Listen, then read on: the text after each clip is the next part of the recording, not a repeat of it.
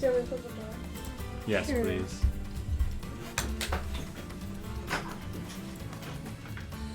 Hello. Hello, hello, hello. Welcome to the arena. This is a show where we talk about video games, specifically of the esports variety, where people compete. The show is usually broken up into 3 parts. We usually start with the CPU's damage at 988, so we can do this. I want to really blow him up in sec. Oh, I said blow him up. Yeah, that's right. All right. Then we can blow him up a bit with our back air. Come on. I wonder if we can blow him up with neutral. Yeah, we can. Okay, when you're 998. Anyways, so we start with explaining what the game is that we're gonna play this week. As you can see, this week it's Super Smash Bros. Ultimate, and then we're gonna go ahead and we'll play some games against real people, whether they're the people sitting here or people online. Probably get smashed by the people online. Haha. And then we'll round it out by watching a little bit of gameplay from the pros. Joining me today, I'm Eric, your host. Co-host is this person, Kelly. PhD student at UWM, and off screen, kind of getting on screen. There you go. Caitlin, I criminal justice bachelor's From where? John Jay College. Nice. We're gonna move this because it's set black and white view. All right. Fair enough.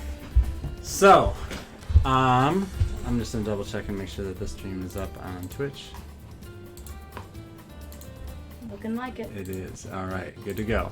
So, with all that said, let's talk about Super Smash Bros. Ultimate. So, Ultimate is a relatively new game. It came out in 2019, at the very end of the year, so it hasn't been out very long. But the Super Smash Bros. Series has been out for a long time, since the late 90s. In the game, it's a fighting game, but there's some things that separate it from. There's a lot of things that separate it from other fighting games. And specifically, last week we played Street Fighter, which is kind of the most. Or not last week, 2 weeks ago. We played Street Fighter, which is kind of the most emblematic of the fighting games, like fighting genre games, in the sense that it's very like 1v1. You're in an enclosed space, like kind of like the whole game would take place just on this bottom platform, right? And there's like a cast of characters, and you reduce someone else's health to 0, and you win. Pretty simple concept. Smash definitely is more complicated in terms of, not in terms of its gameplay necessarily. In fact, most people would call it kind of a casual game, as in a game that's easy for someone to pick up and play, as opposed to Street Fighter, where, as we saw last week, there's a lot of insider knowledge that you need in order to be really good at that game. And so with Smash, it's designed to be new user friendly, and in fact it's really designed to be a party game if you ask the creator of the game. But that doesn't stop people from deciding that this is the competitive game they want to sink all their time into. And so as a result, people love to play this game competitively. Not the prequel to this game, or the game before it, but the second game in the series, this is the 5th game in the series, Super Smash Bros. Melee, is such a popular esports title that people are still having tournaments. Even this weekend there was a major tournament with major results that changed the shape of the game, in a sense. And this has actually been a super important year for that game, which is Super Smash Bros. Melee. And we'll probably return and play Super Smash Bros. Melee at some point for the arena. But suffice to say, these are very popular games.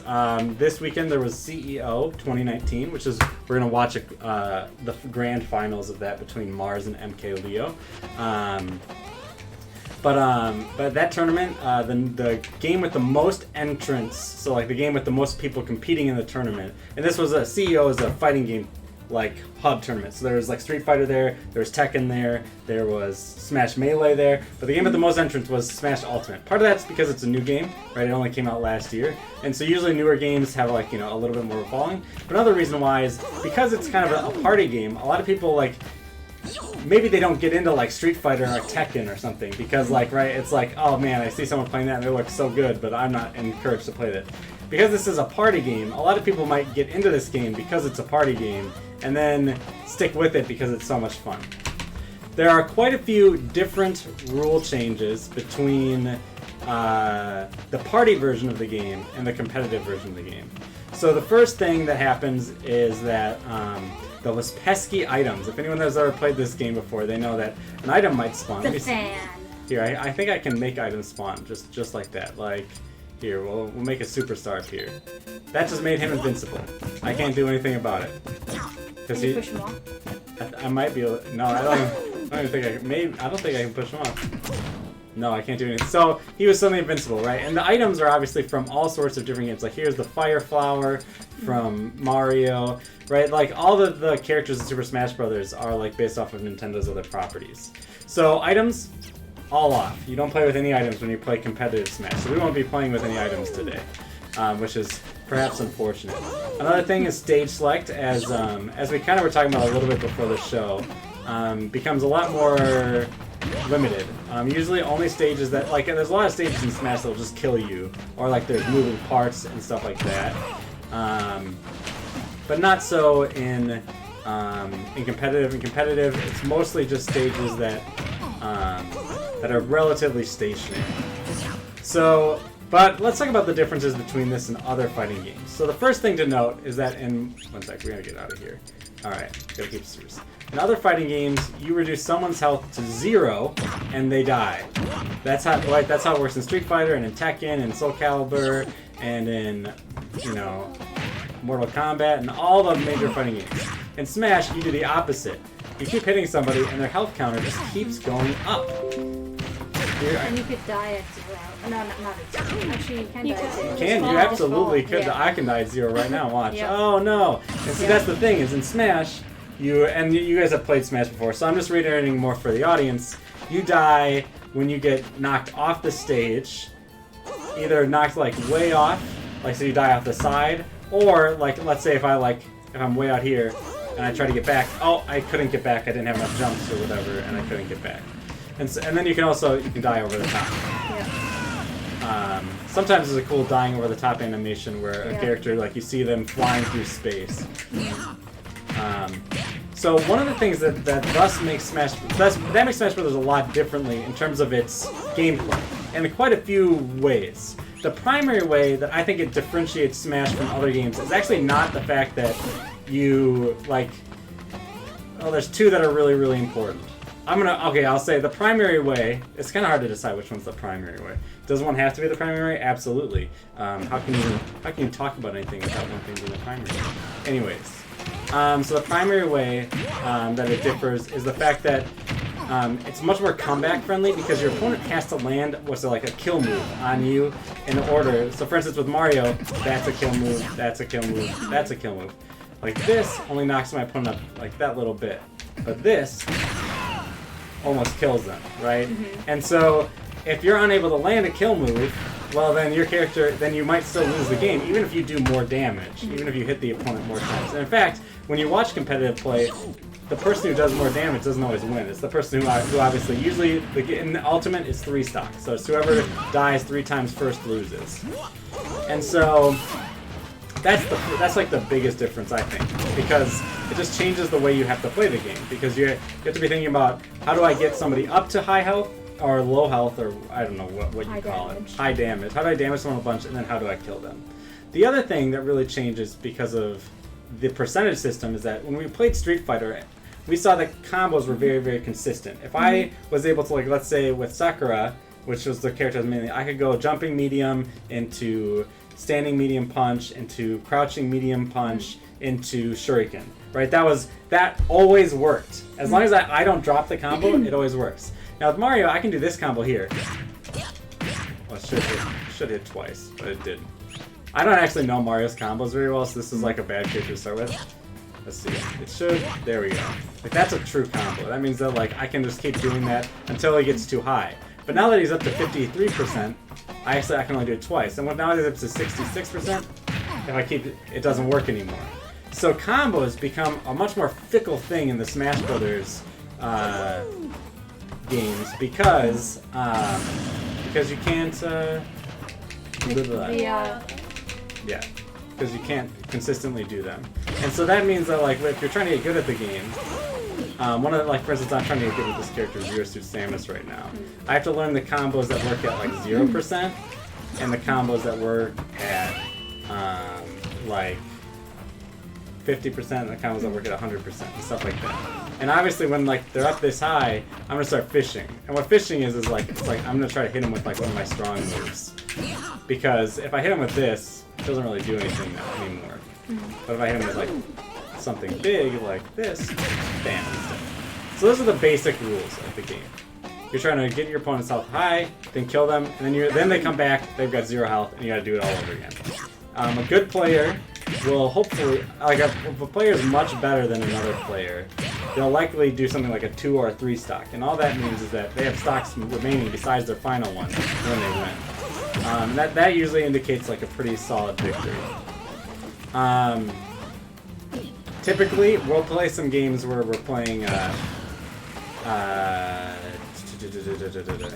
gonna go ahead and switch characters here. We're gonna play some games today where we're playing with 3 players, but competitive Smash is always either 1v1 or 2v2. It seems like every Smash Melee tournament definitely always has doubles, which is like 2v2, but it's definitely not taken nearly as seriously as 1v1. It's kind of almost more like an exhibition thing. The prize money is always way lower. But yeah, so let's go ahead and I can actually do some combos. So I'll show you guys a couple combos, and then we'll jump into probably playing some games. I kind of want to talk a little bit about how characters' movesets work. Another thing to note is that last week, as we saw, or 2 weeks ago, as we saw with Kelly when she was trying to play her characters, just doing the special moves for the character proved to be kind of difficult, right? Well, also the Joy controller wasn't working for that particular. Remember how I couldn't, or you couldn't fire off the like the range moves? Which was all about that character anyway. Oh well, that character that character had special stuff that was like hard for. It was just hard for me. But anyways, but yeah, the controller probably wasn't helping very much. In Smash, no move is very complicated to execute. So for instance, with Sheik, there's her up air, back air, forward air, down air. Like, I just did all her aerials, and then we can special 1, or regular special, side special, down special, up special, right? They're all really easy to perform. Now there's some technicality here, like with this, I can go up, right? I can go down, whatever. But they're relatively easy. So last thing to note about combos, I forgot to mention this. The weight of the character you're playing against and their size also matters. Like, for instance, this combo here, well, that combo doesn't work with 0% anybody. But if we, like, come on. So that's a true combo. Like, as long as I forward tilt, I can do, and then I immediately do this, it should hit. But I'm having a lot of trouble right now executing. Like that. But, on some characters that'll work earlier than others, and some characters will work later. But anyway, so all the moves are relatively easy to perform, and so that's like a unique thing about Smash, where like the game is just relatively easy for a newcomer to pick up because you don't have to learn like I have to press down, diagonal, forward, B in order to do something, right? I just press down and then it does that. And again, like, you know, there's nuances, right? I can go really far, I can do that, I can do it really quick. I can hold it, right? But the nuances they're not as important as the, Street Fighter? As in Street Fighter, yeah, definitely. So, finally, one last thing that really separates Smash Bros. From other fighting games is that, as we saw in Street Fighter, we were like really close to our opponent kind of at all times, and like there was a lot of like jockeying over like this move doesn't hit here, but like this move hits there, right? And like that, like those kind of differences were really important because the game was played with the characters like this close. As we can see though, Smash has this huge stage and you have 2 jumps, so movement becomes so important in Smash because there's just so many different options. You can short hop, you can full hop, you can double jump, and because of that, it isn't like this very binary like either I'm on this side or I'm on this side, right? But there's a whole range of like how we can relate to each other and move in this space. And that creates a lot of the friction of the game, is like, how am I moving, how am I using my movement to kind of trip you up, right? And so, you know, one of my character's combos is that. Like, for instance, that's a true combo. Like and I say true combo because you can combo somebody in this game and it cannot be true. And what that means is like, for instance, that was not true. My opponent could have gotten out of that if they reacted correctly. A true combo means that, like, no matter what, my opponent was always going to get hit by those moves. Like, an easy example of a combo that isn't actually, right, those just string into each other. So, like, if you get hit by the first one, you're going to get hit by all of them. But that second hit that I did, or that third one, my opponent could have maybe done something to try to get out of that. But yeah. So, that's going to be our I want to jump more into playing, partially because everyone's familiar with the game, as opposed to like Street Fighter or StarCraft, which you had never seen before. Yep. And so, you can use this controller.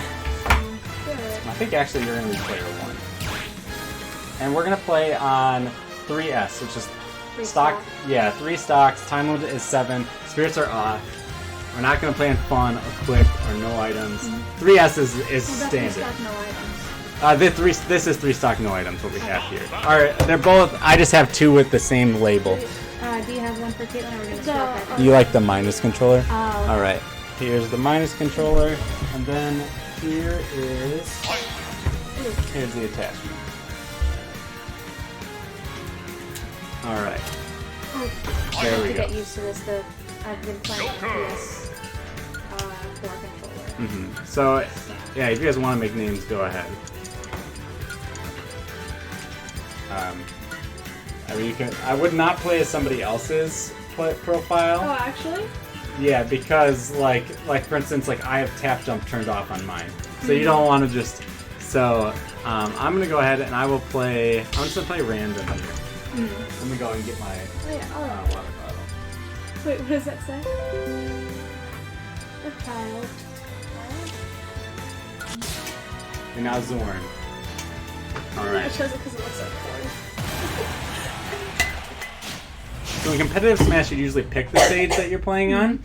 But for today, or for this one, we just have, it's actually, so we'll get a random competitive map. Alright. I'm giving you guys just a second to get used to your characters. I am not used to this. It's okay, I'll shield grab. So, one of the fun things about Smash is that, like, I'm playing Diddy Kong from the Donkey Kong Country series, Kelly's playing Ike from the Fire Emblem series, and Caitlin, I got your name right, so I pronounced it correctly, okay, good. Caitlin is playing Joker from the Persona series. And so, that's kind of... And we're playing on a Pokemon map. So, like, the game becomes a real hodgepodge of different intellectual properties really quickly, which is part of the way, what makes it fun. But now I'm gonna start beating you guys up. Ooh. The game has the same, so I'm just gonna keep commentating while we're playing. The game has the same system of, like, shielding and grabbing that we saw in Street Fighter, where while I'm shielding, you can't do anything to me except for grab me. But grabs are usually going to be worse than attacks because an attack will just go through a grab. Some things to note that make the shielding different than in Street Fighter is that you have this like bubble, and the thing about that bubble is that it can be poked through. So if your opponent does enough damage, they might break the shield or they might poke the shield. And the shield poke means that someone was holding their shield, but it still hit their character anyways. And so all of those things contribute to like a very nuanced game where you have to kind of manage your shield, and where shielding is in general in most of the Smash games worse than it is in other fighting games. Because in other fighting games, shielding is generally pretty safe. And there's like kind of a jockeying, as we saw with Street Fighter, back and forth between who's shielding and a jockeying between who is shielding and who is not. And then you kind of take turns. Whoops. Alright. So I just combo killed you by, I knocked you up in the air, and then I used like my up air, this move, to finish you off. Yeah, when you guys were both coming down at the same time, like you guys can't take damage when you first come in. So I was trying to avoid you. Yeah. That's a good point. There's a unique little like tempo thing, talking about like kind of strategy, where when you die, yes, you just died and that's bad, but it's also good because you get to be invincible for just a short period of time. And that gives you an opportunity to perhaps get a hit in, but it forces the opponent to play defensive. And kind of as we've seen with the shield stuff, playing defensive in Smash is very difficult. It's a pretty aggressive game.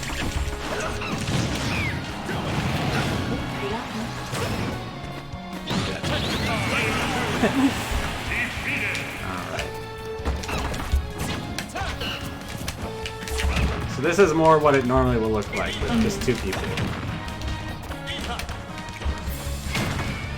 I just use my gun, but I keep hitting the side there. So like, trying to do everything at once. So one of my character's best things is this banana. Bananas. I love that. In Smash, there's definitely a high premium on jumping.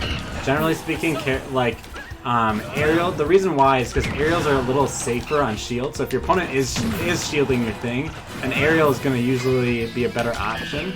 The other thing about jumping is that you just have a lot of options. Like for instance here I can short hop, I can full hop, and those could really, you can keep fighting. Okay, I just want to demonstrate. Yeah, those things can really adjust like what happens. So there, if I had done a full hop, I actually wouldn't have hit her. And so like you have to really know your movement options in order to. Yeah, he's got a grappling hook. It can be hard to grab onto the thing. A lot of characters in Smash have some sort of gimmick. So for instance, with this character, it's definitely this banana is like his gimmick. Because once you hit someone with this banana, they're in a very vulnerable state. I would say that the peanut gun is less of a gimmick because I have to stand still while using it, so it's pretty easy for my team. Yeah, you grabbed it. You can throw it, and when you press A, you'll throw it. I keep trying to shoot. But the gimmick for Joker, the character that you're playing, is you can see it right now. Is you summon Arsene, who's your persona, and he makes you stronger. Ooh, that was a good combo there. Not true though. We haven't even talked about direction inputs. Ooh, that was a good hit.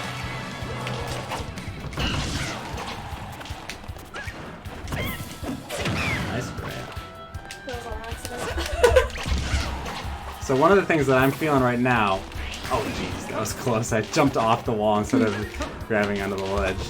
Is that your character has a little range on me, so I have to try to get a little bit closer, and that means that when I like run at you and stuff, also oh frick, I died. So what that means is that like a lot of our little engagements there, you'd like throw out a move, and even though I throw out the faster move, your move just outranged me, so you got the kill. Alright, so let's just keep playing some games. Let's see. If anyone has any questions in chat, you can ask them specifically about competitive play, but really about anything regarding Smash Bros. I'd love to just talk. Ooh, Snake. Snake's gimmick is that he's got like grenades and stuff. So the gimmicks are usually mapped to the B buttons moves, and then the regular moves that are like your aerials and stuff are all mapped to A's. So for instance, my moves are different when I press A in the air, but they're still the same when I press B in the air.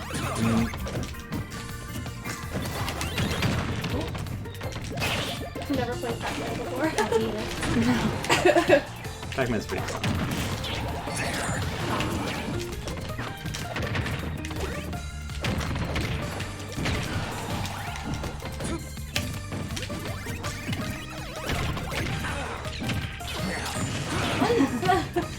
I'm not the only one with bombs. In this game, we got Pac-Man. Actually, this is pretty crazy because we got two characters who aren't even from the Nintendo properties. This game is developed by Nintendo. Pac-Man is from Atari, and Snake is from Metal Gear, which is a Konami game. Oh, I don't have the little pressure bomb anymore. Oh, I hit her and then... You got me out of there.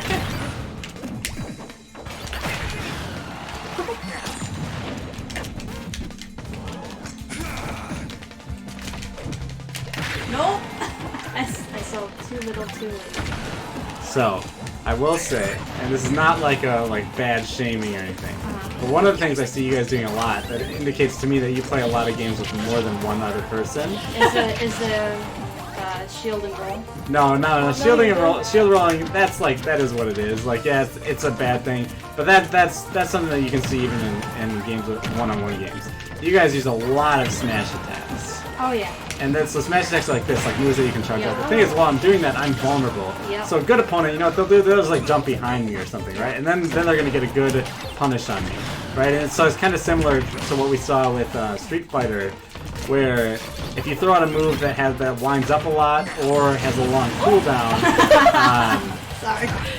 that has a long cooldown period, you're more likely to get punished. And the thing is when two other people are fighting, I can stand over here and do this, because you guys are worried about each other. And then it's really easy for me to just blow you up. And so...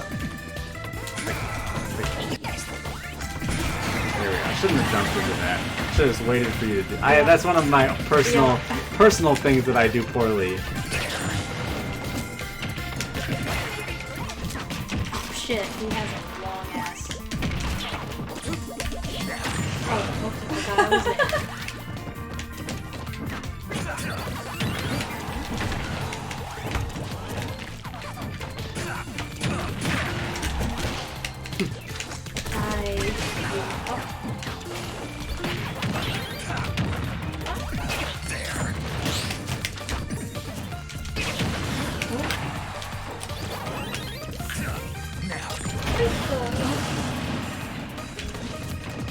Oh, I'm out of ink! I'm out of ink! That was so I need my ink back. Why are we fighting? Just got more health than either of us. Oh, yeah.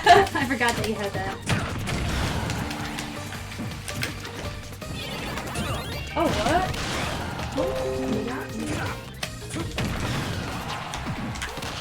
One day.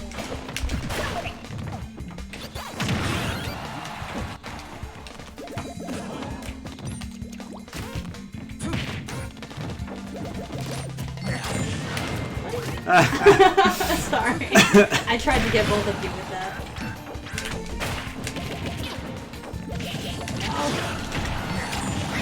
No, I don't want to die. Oh.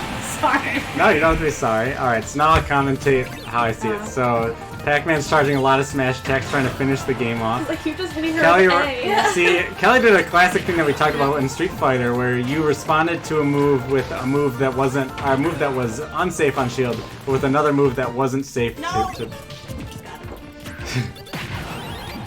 Kelly's having a hard time moving around right now. Yep. No! I fell over. There we go, rolled right into the smash attack. Why don't you guys, we'll have you guys play a 1v1, and we'll do a couple 1v1s. So kind of, now that we've kind of displayed kind of what Smash is about as like kind of more of as a party game, even though we're playing technically on the rules. But in a free-for-all, you don't necessarily get the same flow of gameplay where two players are kind of responding to each other, right?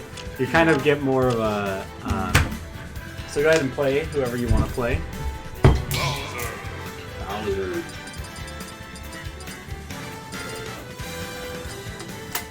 And I'll just try to give some commentary on the match.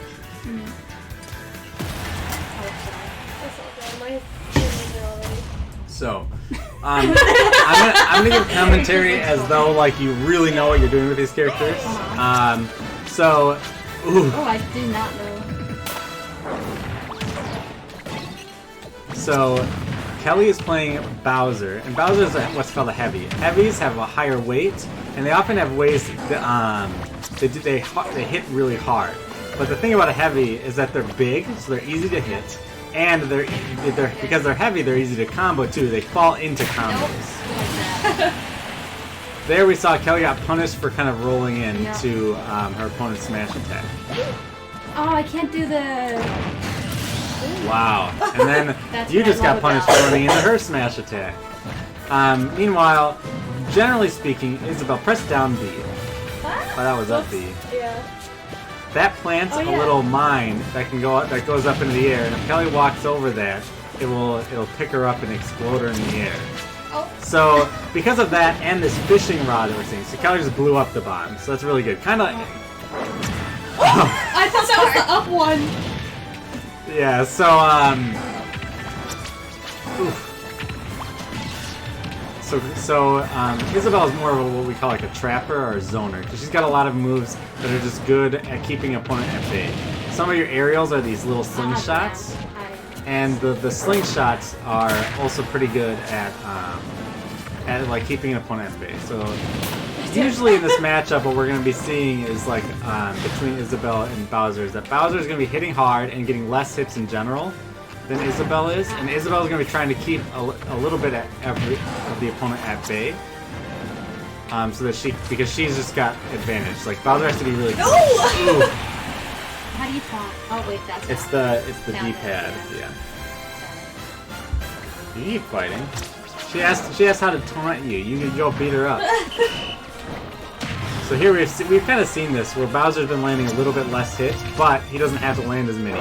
Especially when he lands that side smash there. Bowser has particularly powerful kill moves. Oh no. And so Bowser might struggle to get early percent damage, but once he gets the percent on, it's looking real bad. There we go. Yeah, so generally speaking, charging up a move in the middle of the stage is not a good idea, because you're perfectly stationary. And as we noted earlier, like what you're doing right now, she can't move or do anything. So if you just jump up on that platform... Yeah, but if I jump, she would have... There's not as much range as there used to going at Oof. Now we're 0 all. That was a 50-50. I know, I was about to butt smash you. There you go. See, she reaches up on that second platform, whereas I can't. I know, that's But they're bigger. Yeah, generally there's a good rule of thumb in Smash is that being above your opponent is really bad. Yeah. Because generally speaking, it's easier to attack someone who's above you, or you have more options when you're on the ground and someone's above you than when somebody else is than when you're the one above. Because when you're above, all you have is like a down arrow. You usually have 1 or 2 moves that might hit a person below you. While if you're below somebody, you have a lot of moves, and then there's a kill. So in classic Smash fashion for 1v1s, winner stays, loser drops out. I'm not taking that hunk of junk. Yeah, I don't know how you could do that. My friends and I, when we were all playing on the Switch, we want to have the most players, so we use these ones. Because instead of 1 controller, it's 2. Oh, take your time. It's worth getting. Yeah, I was thinking about this. So Kelly has so far today been favoring those heavy hitters. Heavy hitters can be really good. But it's hard with one-on-one, especially when you have combos. Yeah. Heavy hitters definitely better in multiplayer games. So you saw there I did a second jump specifically to try to avoid.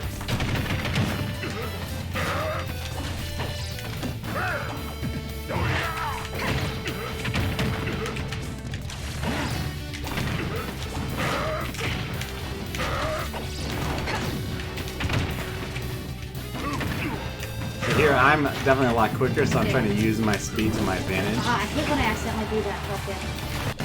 Yeah, that's your up air. Yeah. So here, you can see that you're having trouble landing because it's difficult. So what you need to do is probably go for the ledge. Well, now you're might be easier, but as you can tell, like it's very easy to punish somebody who's above you. And like so, there we saw. So here I'm just going to wait it out, and then I'll come in and punish you.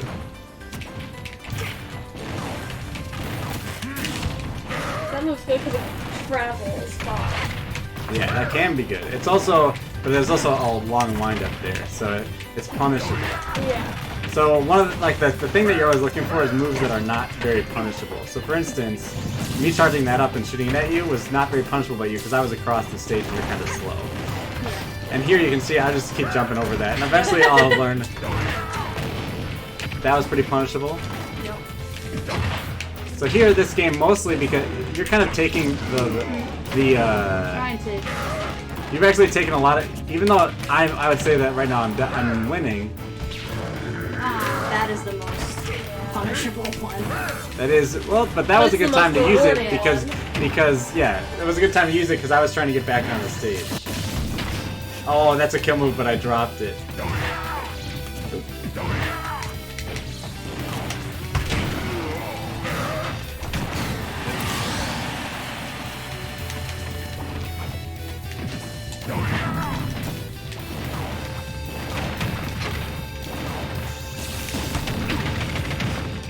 That's a kill move, but you're not anywhere near kill percent, especially as a heavy. There Oh, it goes. and there it is. Oh, but you,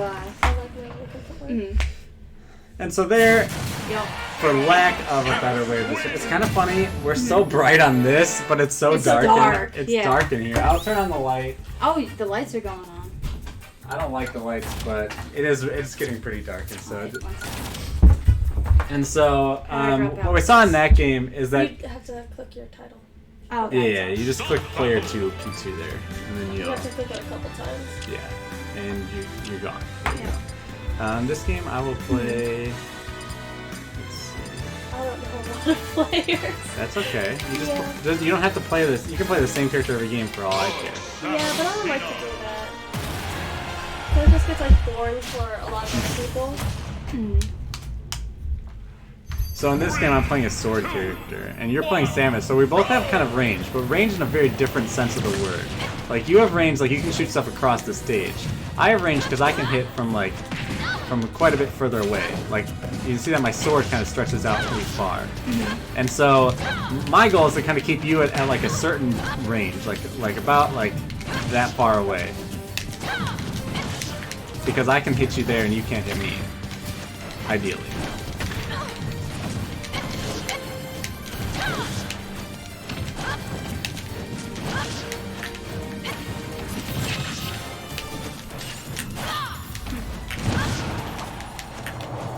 What? No! I did the wrong thing. And so, yeah, Samus is kind of a varied playstyle. It really depends on who's playing. Some people will play her almost kind of aggro. I play her as pretty aggro, and I use the range as like mix-up so that I can get in on my opponent.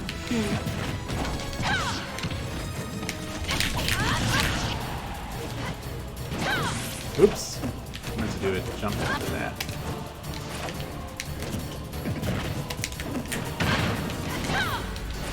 So there that was a really good job avoiding some attacks and able to get back onto the stage. Oop.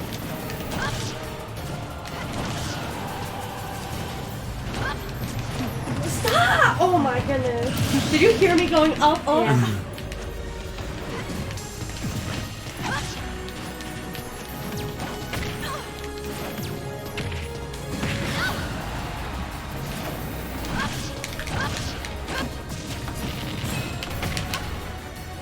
So here I try to go deep down before I come back on, so that way I give because the ledge is a relatively safe place for a player to be. Not great, like you still have to get up from the ledge, but it's generally a lot better to go for the ledge than it is to just try to go for the stage. Because when you try to go above somebody and go for the stage, it gives them kind of the opportunity to react to you. And that doesn't mean it's always bad, but generally speaking, the stage is your first resort, and the ledge is your first resort. So there we see that, like, I just punished the smash attack because I waited for it, and I jumped, and I did this. There I punished the landing. There you didn't go for the ledge, so then I got you. And that was actually a good example of what I was talking about. And that creates a lot of the mini games of nuance in this, where it's a lot of guesswork of trying to think about what your opponent is likely to do, and then trying to react and punish that in particular. And so, and then against you two, because you play kind of similarly, I'm kind of learning how to play against you pretty quickly, which is that you guys are using a lot of smash attacks, which are punishable moves that if I'm just running at you mindlessly, is going to really punish me. So I've been kind of bobbing and weaving outside of your space, waiting for you to do that, and then running in and trying to punish. And that works well for the kind of faster characters that I've been playing. But let's go ahead and we'll play somebody who's pretty slow. We'll play Purple Little Incineroar. Alright. Oh, it's pouring out. I have my umbrella. Oh, wait. Yes, I have my umbrella. So this game, I can still bob and weave. Like, you know, I still move around, but he's just a lot slower.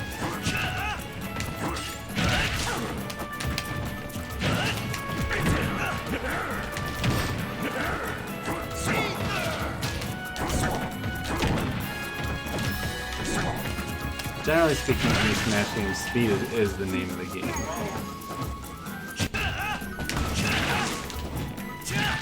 Ooh. Okay.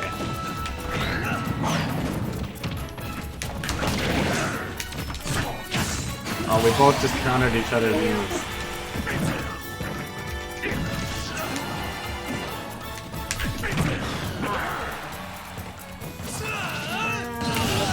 might have been able to recover with your side B there. Yeah, I always forget about that one.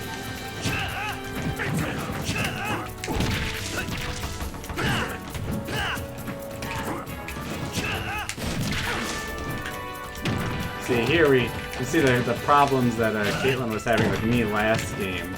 Alright. Oh, that was interesting. Yeah, that's a command grab. So he's got a grab that's attached to one of his B moves, which is so we actually saw command grabs in Street Fighter as well, but they're just kind of like special grabs. And so, there you go. I tried to do it. So Incineroar here, he's the closest. Like most fighting games will have a grappler, somebody whose moveset is based in grabs, and Incineroar is the closest game that. Or the closest the character is to a grappler in this game. Because he does do a lot of Sorry, that was fun.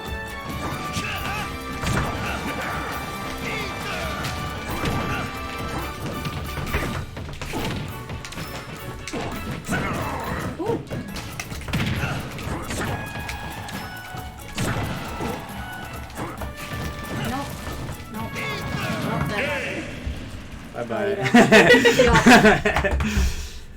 Why don't you guys play a game against each other? And so, there's kind of like... Damn, it's nasty out there. Yeah. There's kind of like there's a triangle I've seen used to describe the different characters in here. I'm just going to quickly go over like the 3 different play styles that I saw. At least according to this triangle that someone online put online. There's rushdown characters, which would be like Pikachu, Pichu, Zero Suit Samus here, and maybe like Captain Falcon to a lesser degree, or like, where's Fox? There he is, or Fox. These characters are really fast, so they specialize in kind of getting in on somebody, staying on top of them, doing combos, getting lots of damage. They're generally fast, but also light and kind of easier to kill. The bottom right-hand side of the triangle was bait and punish characters. A bait and punish character might be like King Dedede or Ganondorf. Generally speaking, these heavier characters, they're not very good at rushing in on somebody, either because they're slow or because they just don't have good options when they're right up on somebody. So what they want to do is they want to catch the opponent slipping and then punish them. And so it's like baiting them out and then punishing the moves. And then finally, there's zoners, which might include a character like Simon and Richter or the Swords characters that we saw here. They're looking to keep the opponent at a specified range that's valuable for them. Like, whether it's for a sword character, it's like, oh, I want you to be about this far away, right? A little more than arm's length, because I can hit you, you can't hit me. Or with the Simon and Richter, these guys, they just throw crap all over the place, and I'll play one of them later. But, what was that? Oh, I hate his whip. Oh, yeah. And so, because they have long range, they're looking to kind of keep it out. And so, like, those are some ways to think about characters in this game. So, for instance, I would say Joker's a rushdown here, and Link is more of a zoner. And, like, they're not pure categories, and each character falls somewhere along the triangle, right? Not necessarily purely in one part. That's why it's a triangle. But generally speaking, in this matchup, if you guys were playing your characters to kind of their strengths, we'd expect the person playing Link, which is Kelly, we expect Kelly to kind of try to stay back and try to find openings, and then we expect Joker to kind of try to get in and keep it close, because they understand that if Link is allowed to throw his boomerang and shoot his bow, it's going to make Joker's life kind of difficult.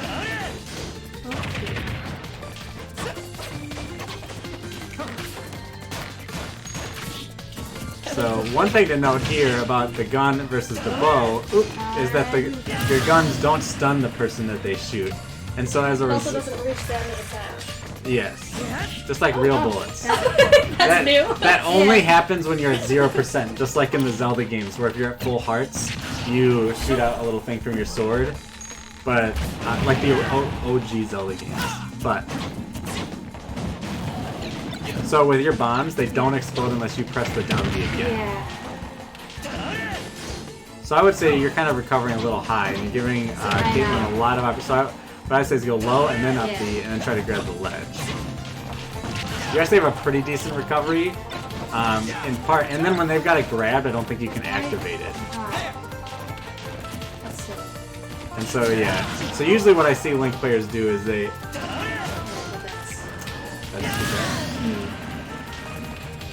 But usually what you see Link players do is they'll try to set up the bomb on one part of the map to deny their opponent from being able to go there, because they'll activate it. There you go. I don't know what I did to you, but you took me there. Probably hit me.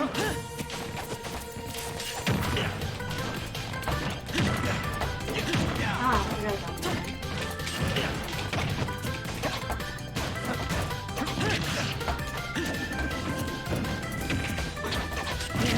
Right when you said you forgot about it, I knew you were gonna start using it a lot. Well, I'm trying to zone it.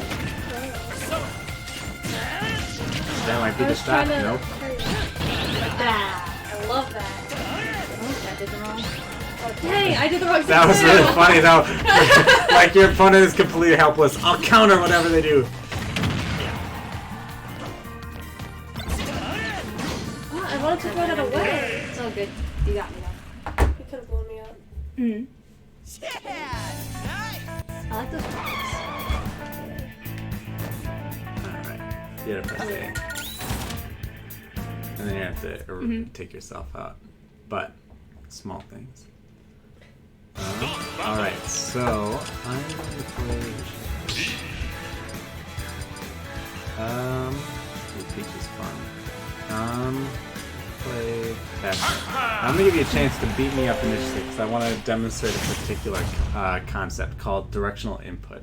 So one of the unique things about the Smash Brothers game also, which makes comboing a lot more interesting, is that when you get hit, you can press left, right, or down, or up, and it'll adjust where you fly depending on what. It's like this is when I get hit though, not like when I'm moving around. So I want you to just no, do an up smash. Up smash? Yeah, do an up smash. I'm not facing you.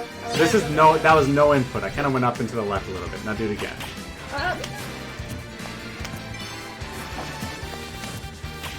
Oh my goodness, I swear I'm doing it.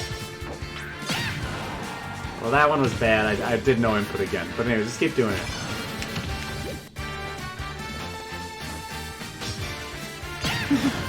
So there I held left, and I think I went more left than I would have otherwise.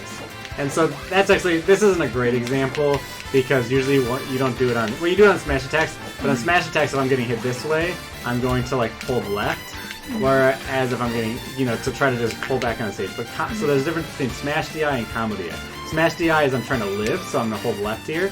Combo DI is like when you hit me with like an up tilt, like this little move. You might have a good combo that's like this and this or something like that, right? And so I might DI a certain direction to try to fall out of that combo. And so that's when there's like a very high level play, DI becomes super, super important. And I just want to illustrate that with an example from Smash Melee. In Smash Melee, Jigglypuff has a combo called up throw rest, where if she throws you up, she can go up and then press down B, and it will instantly kill a lot of the cast. So if you don't DI that against a competent Jigglypuff, they'll kill you every time.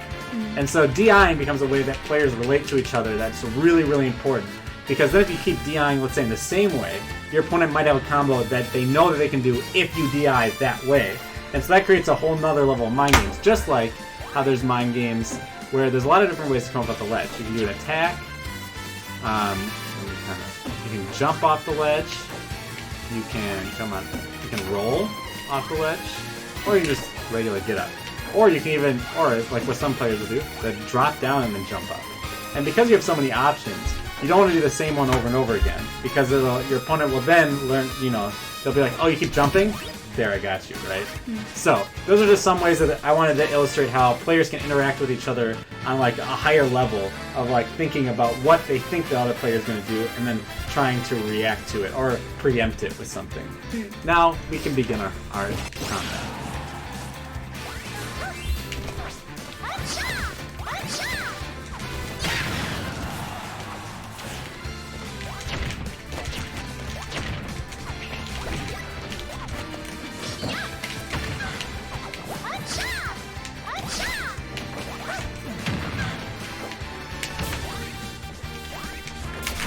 Oh.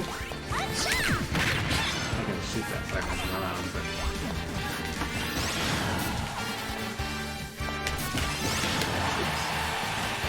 one nice thing with Pac-Man is I can do like this. And that's a really good recovery tool. Pac-Man's pretty good at recovery in general.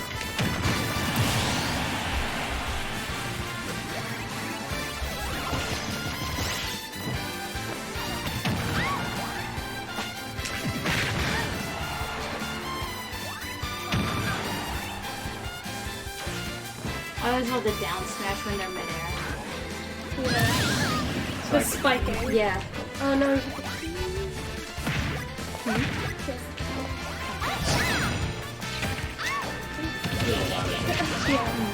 So he can charge up and he has like a bunch of different projectiles, but you have to charge it more and more to get that.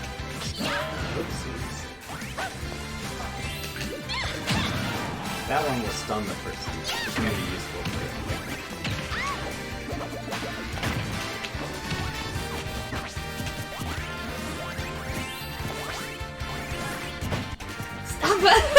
I wanted to show this one. This is like from Galaga. It'll like fly around. So what you just saw, I just parried that move. Now it was unintentional, but good players will parry. And what parrying is like if you release shield right when they hit you. Oh no! Oh. You're taking those are technically counters, but in a lot of fighting games they'd be called parries as well. In this sense, a parry is just I was blocking your move and I get to react quicker because I released it right when it hit, rather as opposed to like just releasing it after you hit it.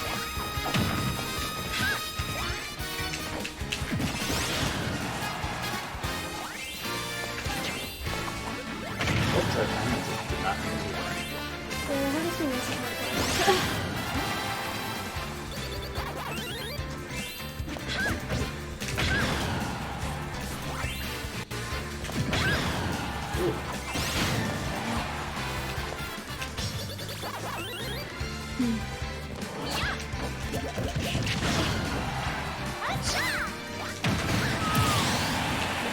Generally speaking, back airs are good kill moves.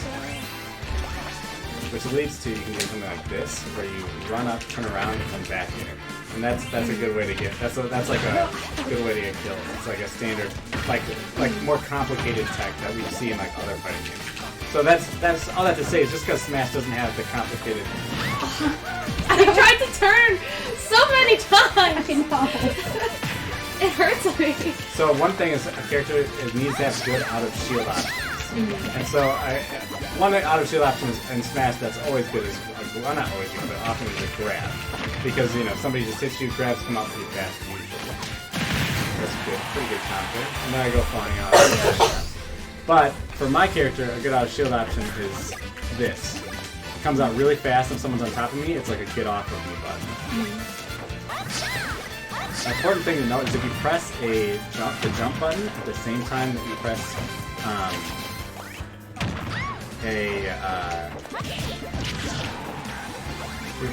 the same time that you press an A attack, you'll do what's called a short hop attack of that one. So for instance, like short hop nair, short hop back air, short hop forward air, short hop up air.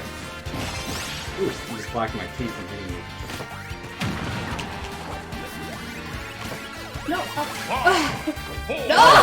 I'm not gonna die. No! No! Oh man.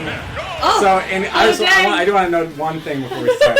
In competitive, you would have lost because you had a higher percentage. So you don't actually go to sudden death in competitive, but we'll play this out.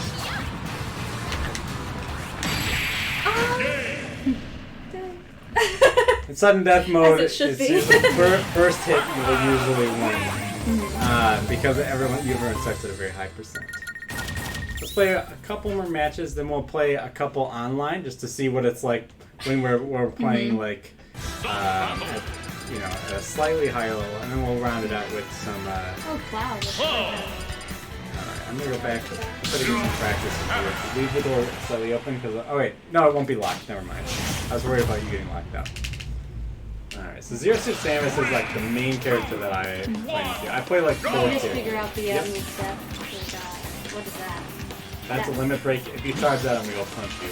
Okay. That's like a good thing. It'll slowly be charging over the course of the match when you get hit and stuff, and then it will power up whatever your next B move is. Kind of like in the Final Fantasy games. Cloud is very good neutral air. It's like jump and just press A. With no direction. Alright, I got it.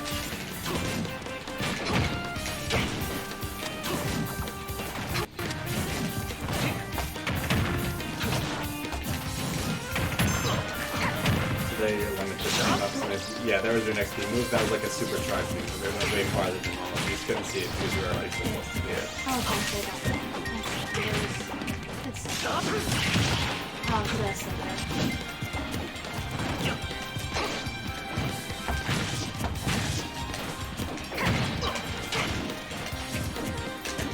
Oh wow, these grab things. Oh!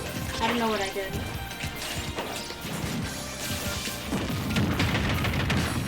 That's a classic combo for my character because that was a kill move that there you go. I was able to just disrupt your jump and not on your way back. So like one thing is like ledge guarding. It's like if you're way out here, I want to jump out and try to hit you because that might kill you. Yeah. And that way I don't even need to land a kill move to kill you. Your character was okay off the ledge, but not great. He is like some characters are nigh unguardable, like in the recovery because the recovery is just so good. You just predicted something that I don't think you knew I had, but you did like the perfect response to it. That's kind of cool. I just knew you were above.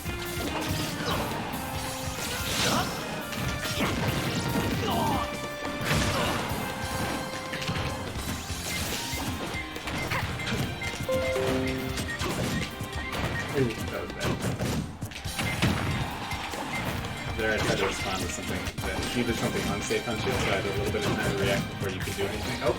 No!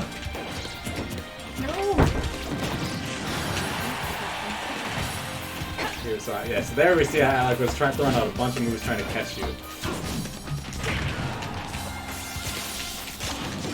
Oh.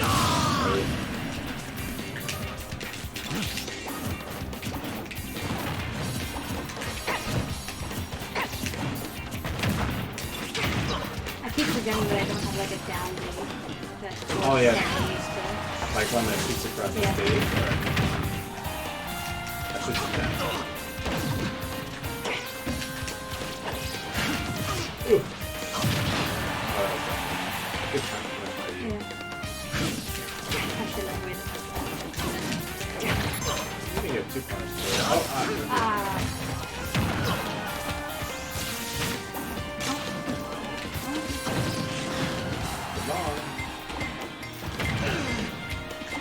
So there you can see I was trying to like track the neutral in the air. Oh, nope.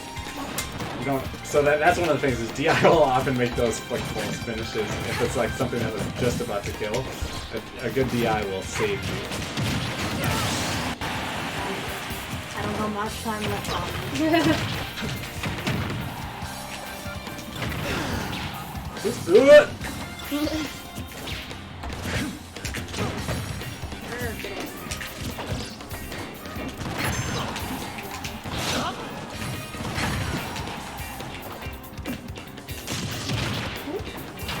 I was trying to block you on your way back. So one thing you'll see is, especially depending on the Smash game, the ledge guarding becomes a lot more intense. So in Melee, for instance, you can grab the ledge and the other person can't grab onto it. Yep. And so that means that like ledge guarding, like if you can only get to the ledge, then that's really bad. And so ledge guarding becomes a lot more serious in other games. This game, most characters have a pretty good recovery, and so that means that ledge guarding is not a non-factor. It's just less of an important factor. For Pikachu.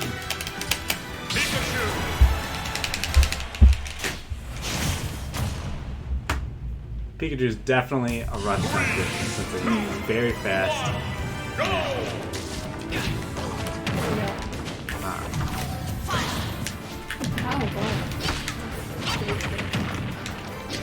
Very punishable though. Yeah. That's just like that little Yeah. Yeah, we almost always play in full parties at 4 just because the people 1v1 won't fly.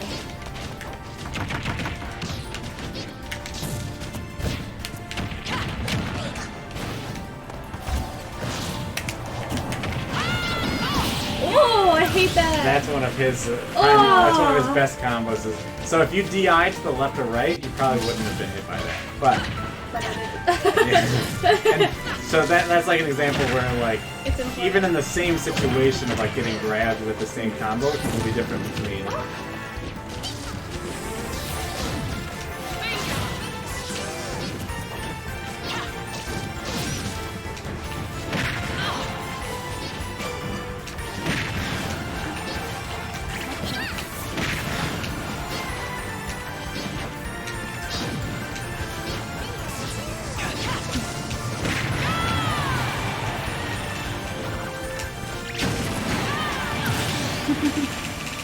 I swear I'm hitting buttons. Sometimes that's the problem. That was what we were talking about with Street Fighter. Sometimes just hitting buttons is the problem.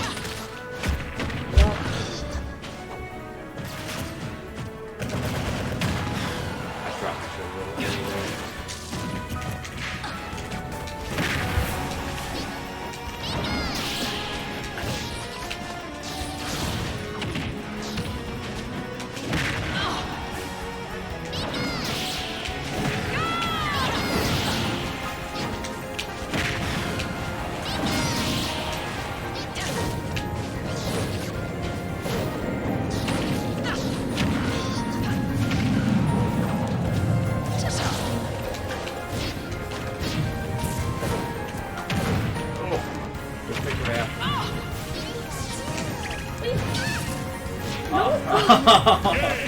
That was a tough finish for you. Alright, we'll do one more with all three of us, and then I'll play a game or two online. Oop. I almost went to save the replay. Or you did, but then we didn't. Oops. Good thing we didn't. Start battle! Bayonetta! Bayonetta! Yes! Take your time. I really like this thing. We've been traitors! King TDE! Bless you. Thank you. Yep, I knew you were gonna say bless you. It was preemptively. Ooh. 3, 2, 1, go! I know you suck. Redirect. Do I not have the butt smash anymore? No, you do. Aw. Should probably just different.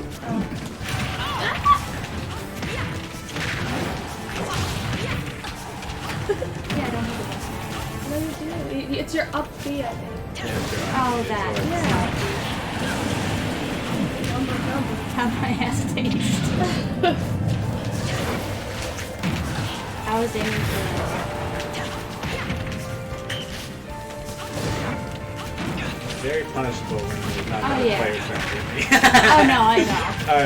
It's just funny how it's just the game changes a lot, as we can see with a bunch of people.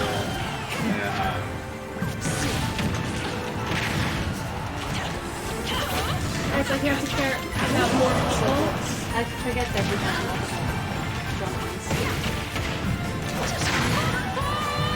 Definitely.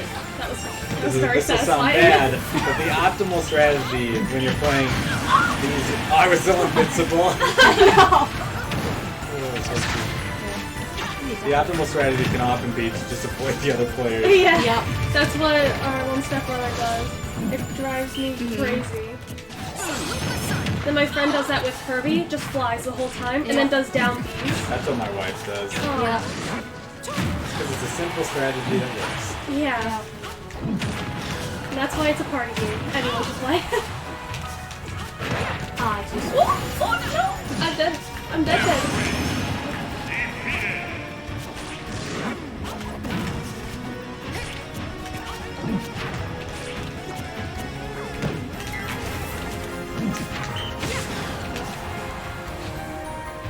I know one thing I don't do enough is dodge.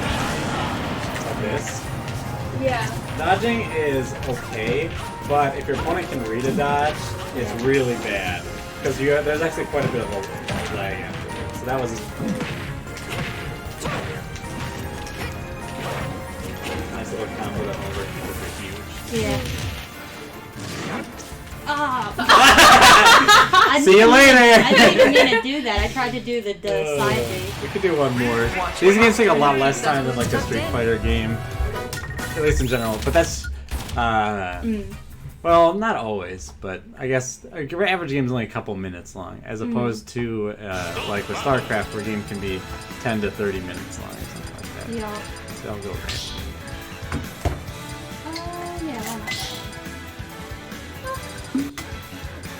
I can't be the only person that doesn't go right up. Alright, so let's see. Ooh, Pit. I've always liked Pit. I'm a player. You're Piranha. Yeah, you are. Final Plant's kind of fun. We're all kind of zonery. the poison gas, your side B, it doesn't stop the opponent from doing anything, but when they're in that gas, they take so much damage, it's absurd. But they can get, it just doesn't do any damage, or it doesn't stun them in any way. It's not like Bowser's Fire. No, it's not like Bowser's Fire. Oh, I was glad to do it.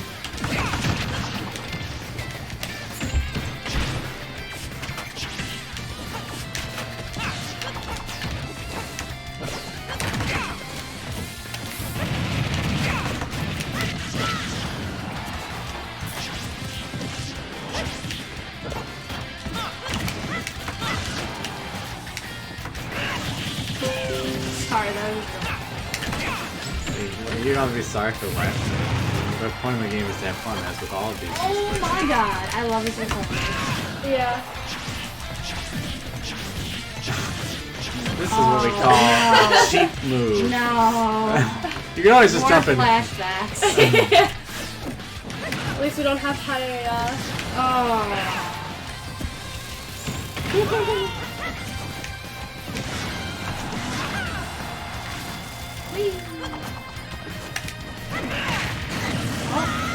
I'm trying to land that move. I tried to land that move quite a few times.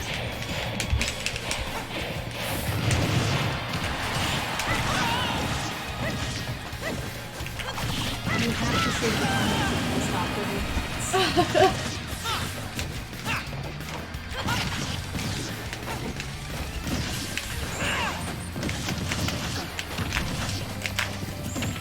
It just looks really fun.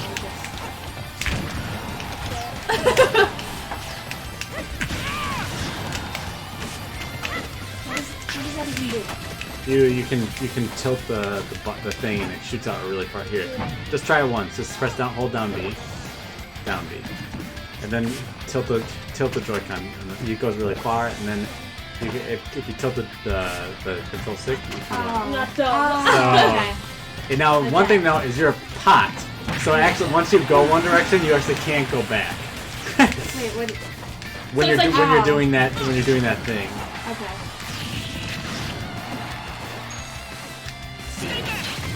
Ah! I'm dumb!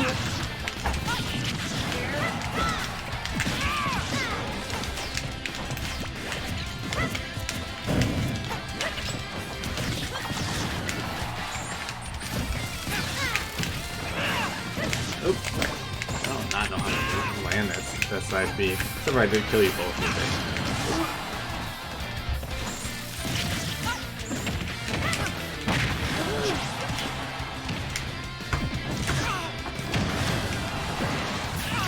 Ooh.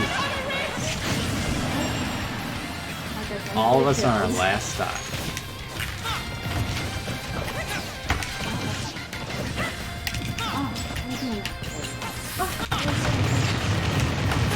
So we just saw you take about 70 damage. I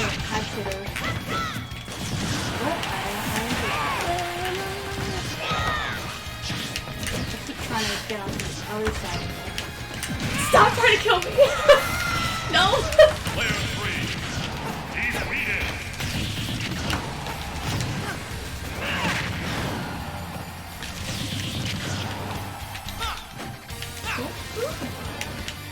Good get out of jail free card. The thing is that can recover from like anywhere.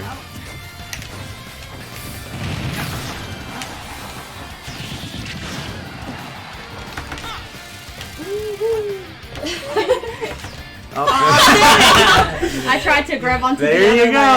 ledge. All right. So we'll play a couple games online and we'll see how that goes. I'll probably get trashed. Playing online is particularly difficult, especially going from playing in person. Casuals. Well, casuals, yes, but in Yeah. person because there's lag between your inputs, and as opposed to like a game like StarCraft or something, where the input lag is so important.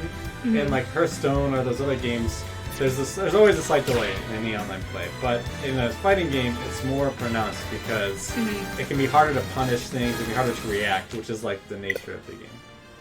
Oh, I'm not. Did you You not don't connect to connect to it Wi-Fi? yet. I'm not connected to the Wi-Fi yet. I can just do UWM Visitor though, right? Well, we'll see.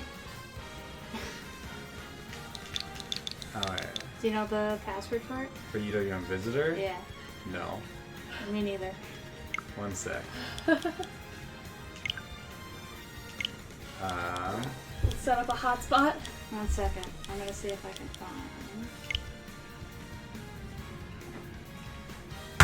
We're going to move the stream over to display capture for a moment.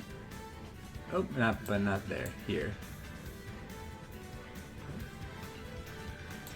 Oh, here we go. New password for UWM Visitor Wi-Fi number. Alright. We're just putting this in. We'll be right back to our normal scheduled program.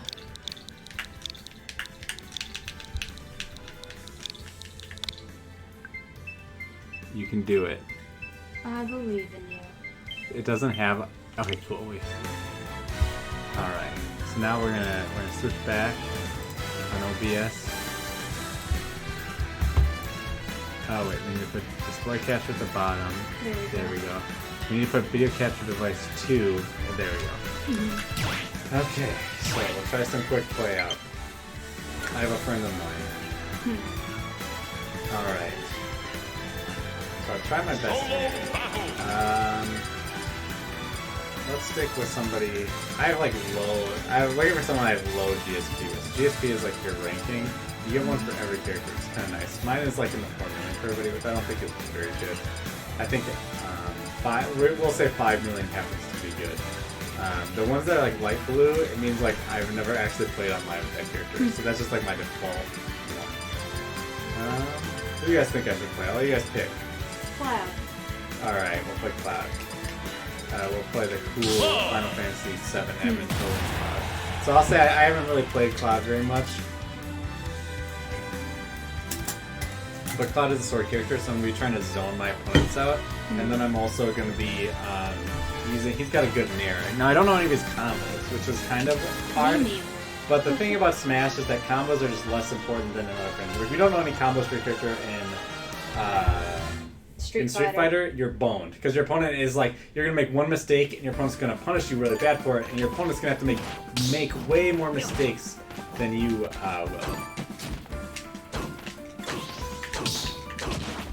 So here I'm just like practicing different moves, trying to use the character. So player 2 chose random? No, we'll see. You can't actually choose random in online play. He's playing Roy, so it's double swords.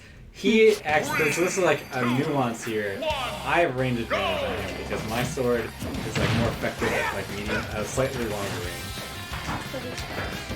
He's a little faster, and his sword doesn't have damage.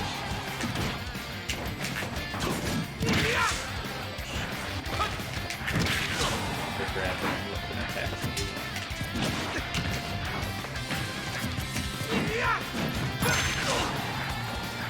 Here I got my limit up, so he actually tried to counter that, but it had multiple hits. Oh, he died. You can't taunt, but I went for a taunt. I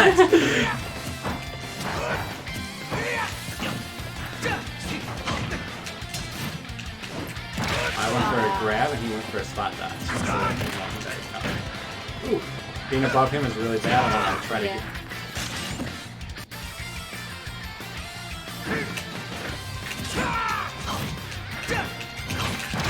Ooh, I messed up my move there. Else I would have punished him more.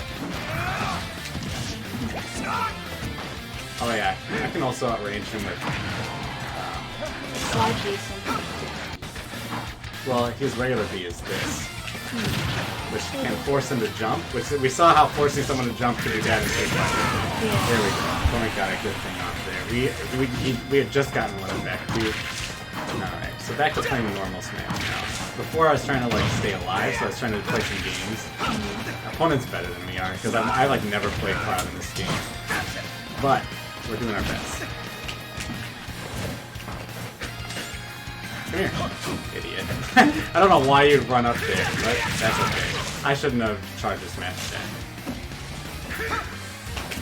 He was probably like baiting you to release because he immediately shielded when you went over. Yeah. So he's waiting for you to release to take that moment of opportunity. The thing is he actually didn't get the punish off. Yeah. When he could have gotten the punish off. It's so his spot is so slow. It's really difficult for me. I'm used to playing much faster. Oh. I'm used to playing faster characters. The only reason we're ahead is because he has D once. SD, self-destruct. Oh, okay. Oh my gosh, that was really fantastic play by our opponent. He really tracked our recovery quite well.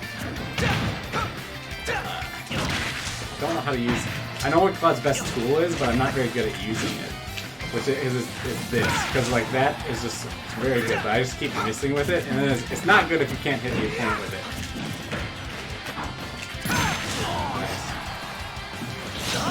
One of my favorite things about I know you just the counter. Yeah. Let's say that it doesn't have anything like that. He's at that.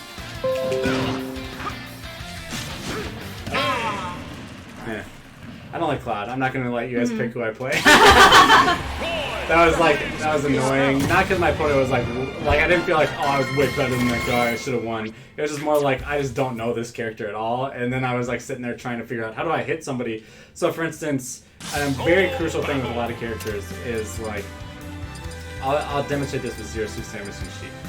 So Zero Suit Samus, in order to land her aerials, you want to jump first and then aerial. Because all of her moves will go too high if you just press jump and aerial at the same time. Sheik's the opposite. If you jump and then try to press attack, you'll land before the attack goes off. So you always want to jump and attack at the same time. And I think Cloud was a jump then attack character, but I kept trying to jump and attack at the same time. And what that meant is I kept going over Roy's head and not hitting him with the moves, and that made fighting him very difficult because I kept whiffing. And if you keep whiffing, you're going to lose. So let's go ahead and we'll try to play a character I'm a little more comfortable with. Lucina. Lucina's a sword character like Cloud, but I actually know her moveset a little bit. A mild part of the issue is that my standard GSP with like any random character is a little too high. Like, it's like hard for me to pick up new characters like for the first time. I mean, I need to like drop like 2 million GSP, and it's like now I'm comfortable with this new character. Come on, game. But that Roy was pretty good. He had a really good sequence to take my second stock where he edgeguarded me like a champ. And I think one of the things we saw there is that Cloud is pretty edgeguardable, which is something that I had said earlier today. Uh-oh.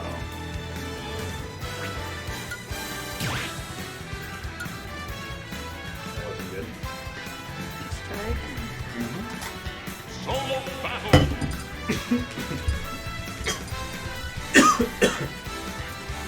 Let's try the zone. Richter. Sure, somebody. Hold on. Wrong part. I just love breathing water. Once those gills come in, it's gonna be awesome. I hate when that happens. Looks like I'm not putting it that working very well for us. It's probably because we're on university Wi-Fi. University Wi-Fi is like, what is this thing? It's because like not a normal computer doing normal computer things. It's a video game console thing. It's 420, so we'll switch over to watching some competitive games. Oh!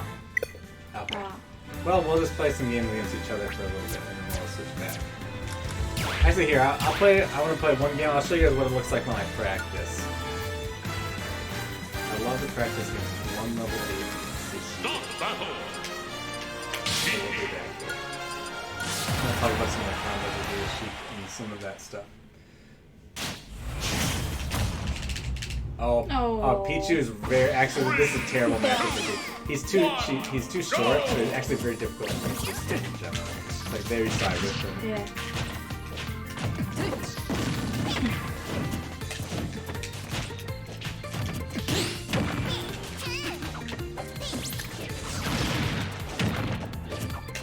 So, generally speaking, in the early game, what I'm looking to do is I want to land a forward tilt, because then I can do that. It's that's a good two-hit combo that. Problem is, it's just a terrible guinea pig to show combos on, because he's so small. It's very difficult to combo, but he's easy to kill. So like that's kind of the trade-off. Like it's hard, and he damages himself. Yeah. He uses Electra. Okay. So. You're like beating up a baby. It's true. Evil baby. Oh, there we go. So I clipped him with the last hit of this, and that you see how it kind of like sparkles a little bit. That means that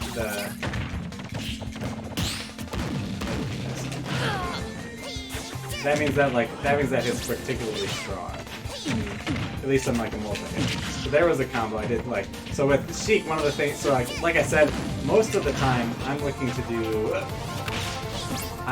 my aerials right when I jump, like this or like that. But with her Nair, which is like her pressing A1 in the air without anything else, I actually want to use that when I'm falling, like that. Because then I land and I've got time to do something else right after I hit my opponent. And so like, a lot of times a move might be good in like a vacuum, like if I hit my opponent. But what really matters when you're playing Smash is how good is this move, like, in terms of starting a combo, in terms of how safe it is. So in the case of this character, that's really just safe. Because like I'm landing so fast after I do the attack that like it's like even if I miss my opponent, I'm very likely to be able to run away. Or if I hit their shield, I'm very likely to be able to run away. And so that's a good move. Meanwhile, this like is perhaps a better move in a vacuum because like look at how far it just knocked him out. But if you ask any Sheik player which move do they throw out more, it's always going to be the neutral air. Or combo time? Yep, there we go. That is my 0% combo.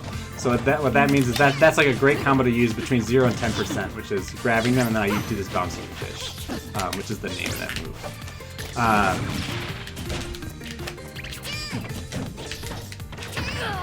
So Sheik is definitely a hit and run, or not a hit and run character, is definitely a rushdown character because a lot of her best moves come out super fast to the point where like she can do something like this. I want to show you. I did it once but it could, something like Nair. She can like throw out like 3 moves and your opponent doesn't have time to respond. Like they have to wait for all 3 moves to finish.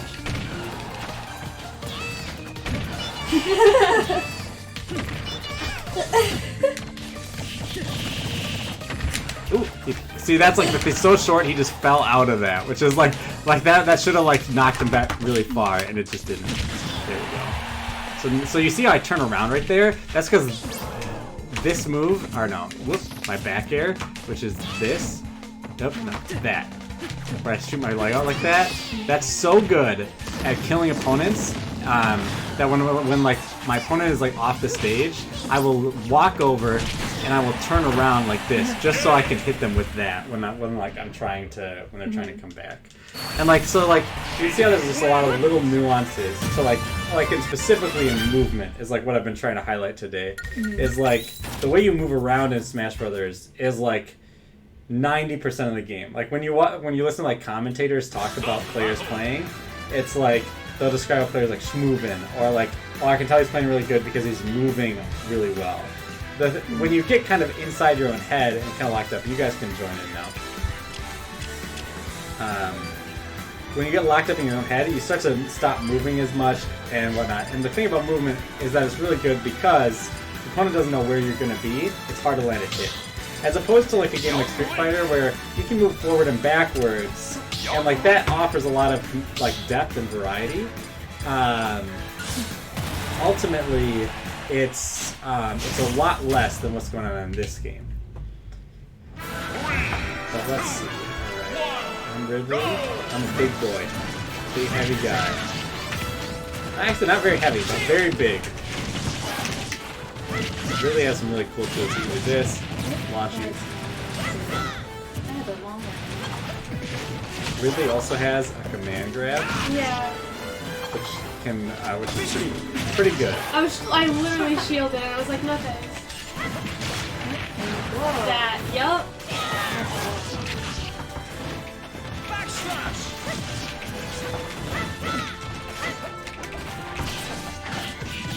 Oh, I did not. What? You can DI out of it. There's nothing. If it's in the game, there's no problem with it. I don't know. Then Maybe for casual play, but in competitive play, it doesn't matter. Like legit. Like there's no the only strategy that is like there's like occasionally a strategy will be banned, but that's because like it's so competitively unfair. So for instance, in Smash Melee, some tournaments will ban what's called wobbling, and with that's where the ice climbers in that game can get an infinite grab off, and so like they grab you, and then you're just infinitely grabbed forever. And so some people find that that's so unfair, but like definitely anything like holding somebody in like a combo like this, that nothing wrong with it. That's part of the game, and your opponent has the ability to get out of it or just wait it out.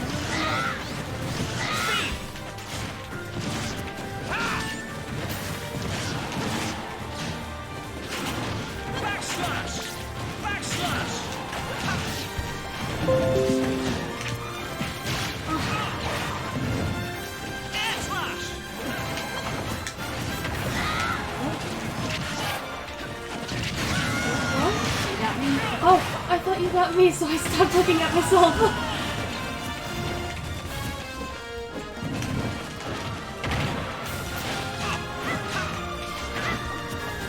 Ridley's got a very special move up to try and land. What's this? Like he shoots out, he like takes a second and like shoots his tail out really far, and if it lands, it does like 80% damage. And like, That's crazy. yeah. One of you's gonna have to let me land it on you. I know. But you have to like land it right on the chip too. You can't. Ridley killed Samus's parents. What? Oh.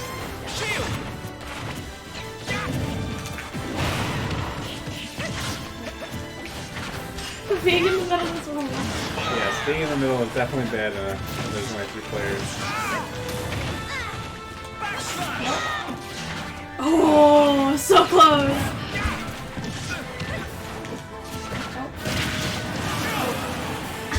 Oh, there I am. As soon as you said you were trying to land that move, I'm like, I am not letting you get near me. It's not even near. It's a decent. It's like Sword's Life. Kinda. Okay. I better just try to actually play the game. Instead of like this really obscure move that's impossibly difficult.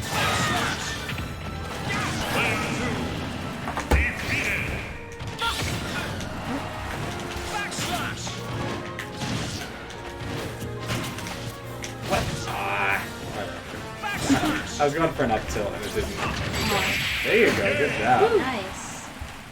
Alright, so it's 4:30, so we're going to go ahead and switch over to watching competitive play. Now, unfortunately for us, it's going to be hard. We can't watch it on the big screen TV, I just realized. Because normally we're playing on my laptop, and then they're up on my laptop. So, we're going to go ahead and we're going to take the display capture, and we move this down to the bottom. We move the display capture up to the top. Oh wait, no, not up to the total top though. We want the video capture 2 to be at the very top. Display capture to be here. There we go. You see us, you see OBS. Alright, so what I want to play for us for game 1 is Fox versus MK Leo. MK Leo versus Mars. And Mars will actually switch characters to Falcon. And this is a pretty short set because MK Leo just kind of wins. But I think that the first couple games are pretty cool. Oh, we definitely want to mute this because they can hear it even if we can't. And so let's go ahead and I want to jump into the actual gameplay. Okay. So both of them are playing Rushdown characters. So Alright, so I'll try to give some commentary on what's happening. So here we see Zero Suit Samus. So they're both trying to like kind of stay pretty close, and we can see that already. The camera's been panned in a lot. And so one thing I'm noting is that Mars is really going for a lot of grabs, which is interesting because Zero Suit Samus is a bad grab. But that's okay. So as we noted with Joker before, he's got Arsene out, his persona, which gives him a big power boost. So now I wouldn't be surprised if Mars was kind of playing a little bit more, like you can see, he's kind of spacing it out. He wants to punish the opponent right when they go in. He doesn't really want to try to be the one aggressive because getting hit by Arsene is really bad. So you can see it's kind of going down right over his, and then it's gone, and now he's like, okay, I'm ready to fight you again. Pretty good job waiting it out.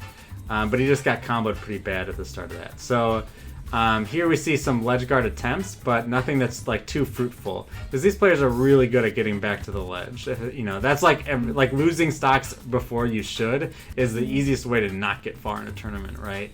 And that's kind of one of the reasons why heavier characters or slower characters are worse, is because they lose stocks just easier than other characters in a lot of ways.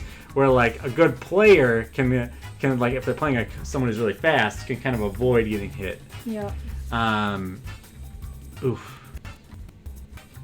And that's gonna be it. Oh no, he was able. I didn't think Zero Suit Samus was going to recover there. All right. This first stock is taking a long time. They're both at a really high percentage. But there we go. Mars takes first blood. And so one of the things that I'm noting is that, yeah, like Mars is really trying, especially now, like you see this a lot, when somebody has a lead, they start to play a little more reserved. And the reason why is like, if I want to trade with you when what a trade is like if we're both going to hit and we hit each other. I want to trade with you when I'm at low health, because when you're at low health you get knocked back a lot less further. But when you're at high health, just getting hit sucks. Like even if you don't die, you get put into what's called an advantage. Oh, this was the big thing I wanted to talk about, but I forgot. Advantage and disadvantage states. So that's like the core part of high level gameplay is who's in advantage and who's in disadvantage, and then neutral. So we talked about neutral a little bit with Street Fighter. Neutral is when like both characters are on even ground. In this case, because Zero Suit Samus is off the stage, she's definitely in disadvantage. And now we just reset to neutral. But he just won a neutral. It's like winning a neutral will usually put the opponent in disadvantage. While in disadvantage, you have less options. So your opponent has a more likely chance of winning if they read whatever you end up doing. And so here, Zero Suit Samus is very clearly in disadvantage. And now it just reversed it. Now they're back in neutral. And so I'm just going to keep narrating neutral. So neutral for right now until somebody gets hit. All right, Joker's in disadvantage because he's got to return to the stage. All right, still in disadvantage. Now we're back into neutral. Zero Suit Samus definitely disadvantaged there, but got out of it pretty good. That's one of Zero Suit Samus' strengths, is she's pretty good at getting out of disadvantage. Zero Suit Samus definitely disadvantaged here and SDs. Because she tried to do like a backflip onto the stage, but she was a little low, so she backflipped onto the stage. So what we'll see here is that, and this is the grand finals of a tournament that happened just 2 days ago. But I'm going to skip ahead, and I watched this live. Mars is going to switch over to Captain Falcon. And so, I don't know why it's so laggy, but I guess it's probably because this is trying to stream and play a YouTube video at the same time. Not exactly sure. But so Captain Falcon is going to have a little bit. He with less hits, Captain Falcon can do more. And so that's I think that's part of the reason he switched to Captain Falcon. But now we can see Captain Falcon's pretty clearly in disadvantage, back to neutral. Now Joker's in disadvantage. Captain Falcon's in disadvantage, back to neutral. Captain Falcon's in disadvantage. Captain Falcon's in disadvantage. Neutral. And so we see, like, a lot of times being in disadvantage begets being in disadvantage even more. And so the reason why those are so important as concepts is I think it really helps when you have a solid understanding of advantage and disadvantage states. It helps you as a player because you know what you should be doing. A lot of times what a bad player will do is, let's say they're in a disadvantaged state. They just got knocked up. They'll try to do an attack while landing. And the thing is, you might hit your opponent when you do that. but you're leaving yourself even more open to get hit again. And so all that advantage and disadvantage really means is that who has more options right now, and how many options can they cover. So for instance, right now Captain Falcon's in advantage, or Joker's in disadvantage, however you want to put it. But when you're in advantage, you can like take one course of action that might cover multiple of your opponent's potential options, and so it's on to your opponent to try to get out of whatever trap that they're currently in. Oof. Can he get back? Yes, he can. Pretty good at recovery. So far hasn't amounted to very much. Yep, he still died, even though he managed to have a really good recovery there. And so we can see there, Captain Falcon was in disadvantage for a good, like, 20 seconds. A lot of spot dodging going on. Alright, that was a good up smash, but not quite enough to kill. And that is bad. Like, if you, like, land, like, a kill move and you don't get the kill, that can be really bad. Because, like, now, if he had gotten the kill, he wouldn't have this 30% on him, right? Let's see. Oof. So, Joker's taking quite a lead, because now Captain Falcon is getting near a kill percentage. Usually we imagine like 100%. That's a good barometer for like, oh, you're pretty close to dying. Obviously it'll vary, and a good player will know what one of their moves will kill at what percent. So here MK Leo is taking a pretty decisive lead because he's playing like this really fast character. He's landing a lot of good combos, and then he's using his Arsene to kind of finish off the stocks, which is the way that Joker is really meant to be played. Rack up the damage with the normal form, then when you get the special form, you use that to finish him off. Let's go ahead and this next game, if I recall, is very exciting. All right. So here, Captain Falcon's taking an early lead, and Joker's been disadvantaged the whole time we've been watching. Now they're back to neutral. So Captain Falcon then, so like, you can see like, oh, won a neutral infraction and then got a combo off of it. Now his opponent's in disadvantage. Oof! And then he got the ledge guard. So now Captain Falcon's at a pretty good, pretty good lead here. And a lead is obviously different than advantage and disadvantage state. Because advantage and disadvantage state is really talking about where the characters are right now, what their percents are, who just got hit, who has more options. Lead just means whoever's more ahead on stocks and percent. Now, the nice thing about Smash, and this is true just in Street Fighter to a lesser extent, is that just because a character is ahead doesn't necessarily mean very much. A stock is a stock. That's always going to be more ahead. But especially in the case of like with Pichu, we saw earlier, Pichu's very light, dies very early. So Pichu at 80% is not the same thing as a Captain Falcon at 80%. Because Captain Falcon's going to die to a lot less things at that percent. And so that's something that you kind of have to keep in mind. So you can't, if you're watching, you don't want to just assume 16, 112, Captain Falcon's ahead. In this case, it's a big enough discrepancy where, yes, Captain Falcon is ahead. But even in this kind of situation, if we know Joker's a high combo character, so Captain Falcon's got to win neutral more because he doesn't have as many good combos. Meanwhile, if Joker wins, just a couple, like he wins one neutral, he might get a good 30% damage on it. Captain Falcon is now taking quite a lead. Again, he's got a one stock advantage. Kind of means all the damage he does at this point is kind of like free damage, which is nice. But you saw just there, that was a good 40%, I think, maybe 30% on just off of a grab. And so Captain Falcon's got to be really careful not to die. So now that Arsene's out, this is like prime opportunity to get a kill. Ooh, but that just didn't do it. And so now Mars, I should probably call them by their player names. It's easier to say Mars than Captain Falcon. Mars and Leo.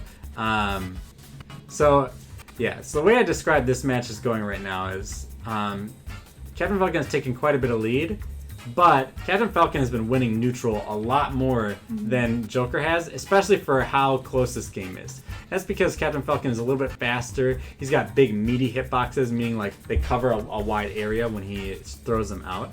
And so Captain Falcon here is just trying to win neutral as much as possible, but when he does win, he doesn't get as much off of it as Joker does. There we go. Ooh, he went for that charge smash attack. That's called a hard read. So hard read is like, I'm so confident. It's like, actually, yeah, we'll talk about reads for a sec. A hard read is usually like when you throw a smash attack in a particular direction. It's like, I'm so confident that you're going to do this. I'm going to throw out this move to catch you doing it. Reads are really important in all fighting games. We saw that also in Street Fighter as well. But so now they're both trying to read each other, and you can tell near the end of games when both players are at high percentage. Oh, that didn't kill. When both players are at high percentages, like the game becomes quite a bit different. You'll see a lot more jockeying around and moving around because both players know that a punish might be the way that they die. So they're both trying not to be the one who gets punished, but they also both want to get that last hit. Oh, not enough again. Captain Falcon, because of... And there we go. Captain Falcon gets the kill and is going to take it to a game 4. Captain Falcon is often remarked, he's in every Smash game. He's regarded by many as the spirit of Smash. We see this guy very happy because Captain Falcon is fast, he's aggressive, he's got cool combos, he's really flashy, he's got a taunt that says show your moves, right? All of those things make him kind of an emblematic kind of Smash fighter because...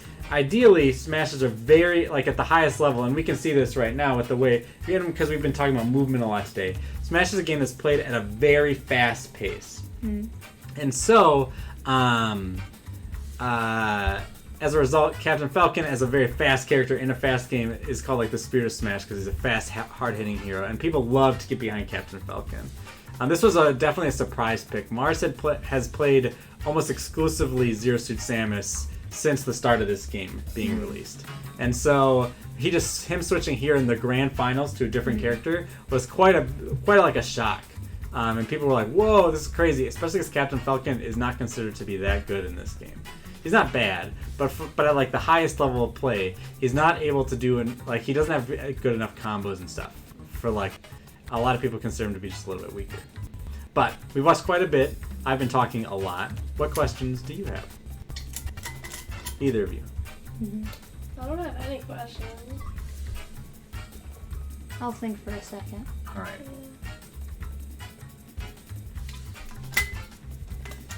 So, are there considered like there's the standard casual quote unquote Kirby player?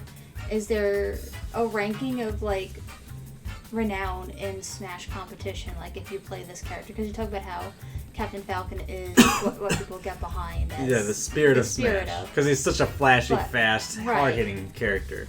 Right. He's exciting to watch. Let's say someone wins with wins a tournament with one character versus another character. Is there commentary that goes, oh, well, if he played so-and-so character, he would have lost because he used an OP character? Not really, because ultimately, the players are more important than the character. Like, for instance, in this game, a lot of people think that Joker is very strong right now because MK Leo has been winning a lot with Joker lately. He won I think he's won the last 3 major characters. But the thing to note is 6 months ago, Joker wasn't even out and MK Leo was winning tournaments. So you have to ask, yes, the character is the toolbox that the player's using. But ultimately, it's the player who's making the decisions. And there's no other Joker who's performing as well as MK Leo is. And so, sometimes, in the Reddit comment threads and stuff, people say, Joker's too OP, you gotta nerf him. Blah, blah, blah. His combos are too strong, whatever.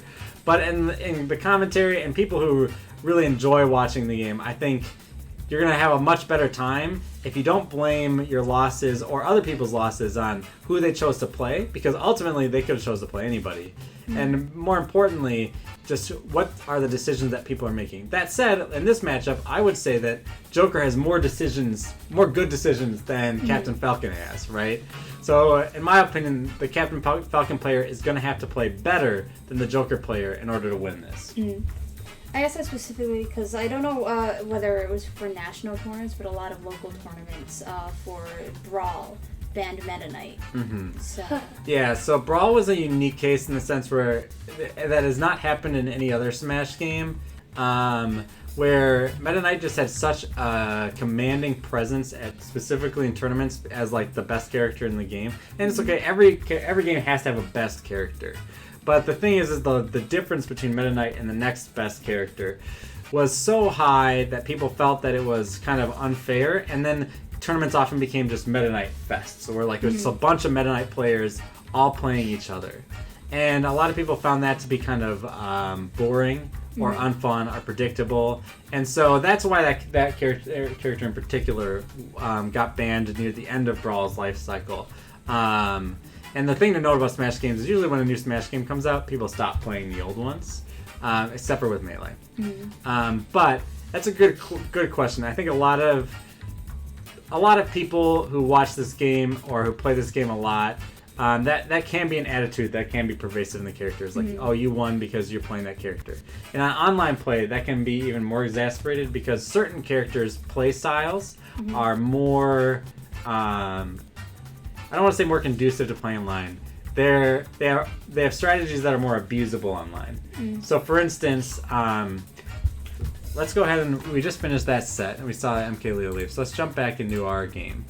We'll drop this down to here, and we need to put this back up here. Oh, we were almost right, but we were wrong. There we go. So let's jump into a game quick, and I'll show you an example.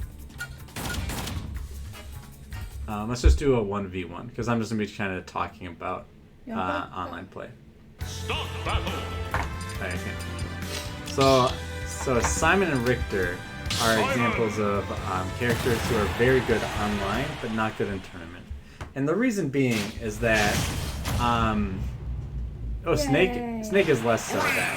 But so for instance, when I throw out something like this or this, in when we're playing side by side, you see this happen right when I do it. When we're playing online, I press this, and there's maybe like 10 frames of difference between when I press this button and it happened, and when you get to see it and react to it. So as a result, on online play, a character like Simon here can abuse his strengths more because of the condition where his opponent is unable to react as much. And so players will often whine about the characters who are like good on Wi-Fi, or they'll whine about characters who are like have particular strategies that they find to be cheap or not fun. So for instance, in Smash Melee, there's a character named Jigglypuff, and Jigglypuff, as I've noted, is a high tier character in that game. But Jigglypuff is, if Captain Falcon is the spirit of Smash, some might argue that Jigglypuff is like the antithesis of Smash. Jigglypuff is slow. Jigglypuff is slow. She's floaty, and she's got a lot of power because of her rest. And she'll often like camp. She might do something like even like just sit over here on the ledge and try to like abuse the opponent like in this way, like especially because I'm Brawl. Like you see how I didn't go invincible again? In Melee, you can literally just keep grabbing the ledge. And so if let's say if Snake has no way to really comfortably come hit me while I'm on the ledge, I can just keep jumping on the ledge. And as we noted before, in competitive Melee, if you have a lead in percentage, you just win if the game times out. And so sometimes the Jigglypuff player might just try to time out the opponent because they have a lead and they're really floaty. And so for some characters like that, it's even less so about is that character so good, it's that character I hate watching their character. It's not the game I love or something like that. And so a lot of people will have problems with that kind of stuff too. Let's go ahead and we'll beat each other up. And I'll kind of show you why, like, you can do cheap things with this character where I'm just kind of throwing stuff out. And like, since you don't necessarily have the experience to know how to respond to this correctly, like, it's kind of like, this happens a lot in online play too, where like, I'm not particularly playing well, but what I'm doing is, or what I was doing there is I was maybe doing a strategy that you're not familiar with, and so that allowed, nice.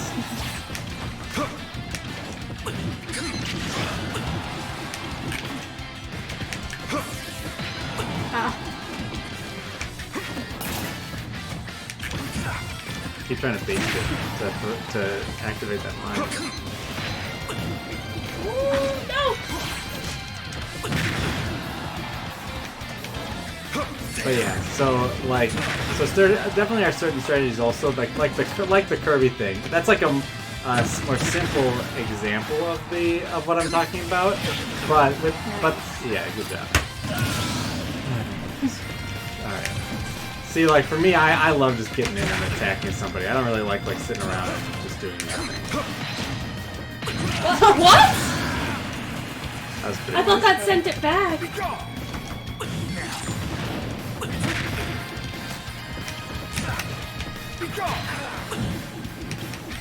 So here, his classic thing is, I throw this, you try to jump, and then I throw the axe because the axe goes up.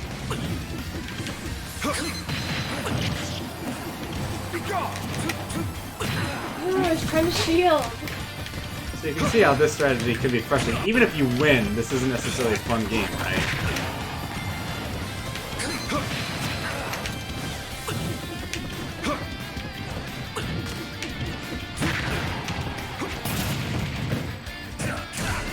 Oh, you broke my shield. It's not even do anything you want. Ah, I was trying to do the side thing because that one hurts.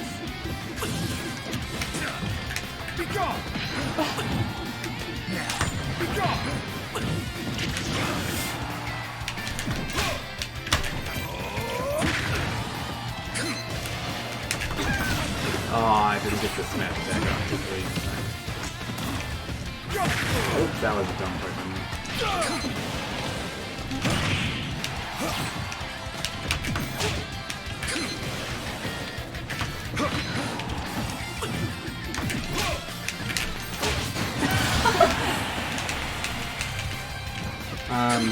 So yeah, what other questions do you have?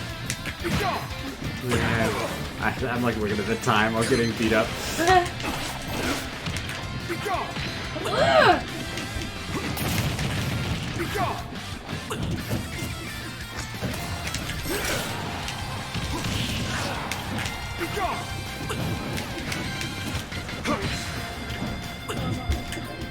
So, what are some good, or when I say good, I mean like entertaining. Who do you feel is an entertaining pro Smash player? There's a lot of entertaining pro Smash players. I think for my money, I find Melee to be the most exciting Smash game because Melee is very fast. Melee has a lot of glitches and stuff, which is something we talked about a little.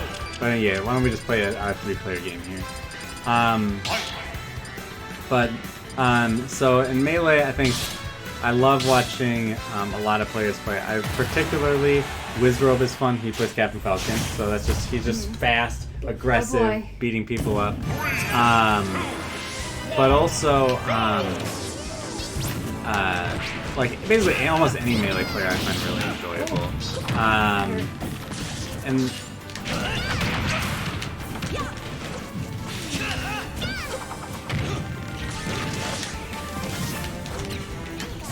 No! Up!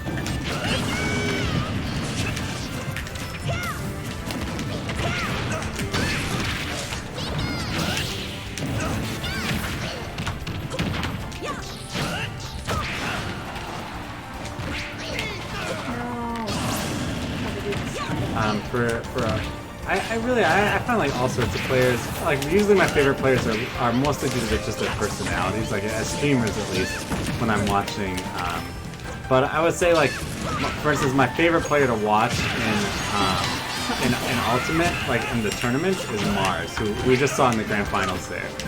Because I mostly play Zero Suit Samus, and he plays Zero Suit Samus. So there's like a little bit of loyalty, right, to my character there. But obviously I didn't just pick that character because and one of the things is like, generally speaking, it's a bad idea to pick a character because you think they're good. You pick a character that you really like, and maining is important just in general, but picking a character you like because of like, because you like to play as them, like you just find that whatever the pattern of play they have is enjoyable. Like for me, maybe I'm better at Simon and Richter, right? Those range bros. Maybe I'd be better at them than at Zero Suit Samus. In fact, I know that, for instance, I'm better at Lucina, the sword character, than I am with Zero Suit. But I play Zero Suit a lot more. Same thing with Sheik. Because I find just that experience of like rushing down on somebody and trying to beat them that way, I find that to be a lot more satisfying and enjoyable play experience. But so when you find like a character that you really enjoy playing, you really enjoy how they play, I think that's often a thing that can got me. That's often a thing that can be really important for watching as well. Just finding the characters that you really enjoy watching for whatever reason, like that you find exciting. Every time I try and do the side B, I do an up B. Oh yeah, that can be tricky. 56. We have time for one more 3 versus free for all. And let's just check and see if we have any comments. If you have any questions, you can feel free to throw them out. Chat, but don't feel like you gotta. Alright, so real clown fiesta. All random. Any last questions or comments or anything? No. Alright. Peach. Oh. 3, 2, 1, go! Stop! You just double parried him. Pretty impressive. Oh, I like that. No, I don't like that. A motorcycle? Yeah. You can get off it by pressing B again if you.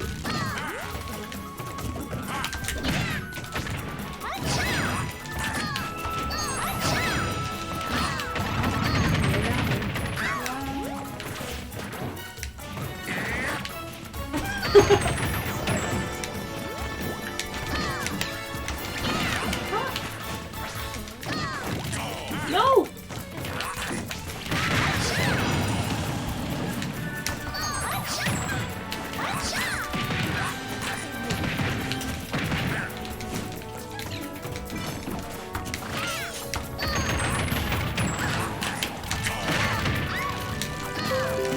Nope, nope, nope. Oh, you poor thing.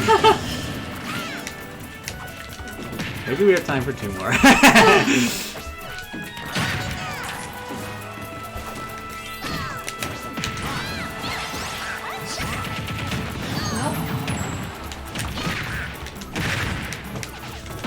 One of the nice things about Ice Climber is they're the king and queen of trading, because like you can hit one and then not hit the other, and then so I throw out a move and it will still hit you because Nana, the girl, lived. Or you can't play as Nana as the main character. A lot of people don't necessarily know that, but it just depends on the color that you play as. Ouch. Oh, see there you killed Popo, the guy, but not Nana. So, but it doesn't matter because if Popo dies, it's game over. I like that side move because it doesn't.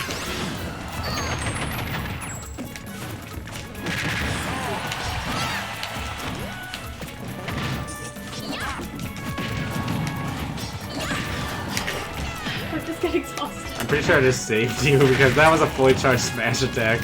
No, Nana, get over here! There you go.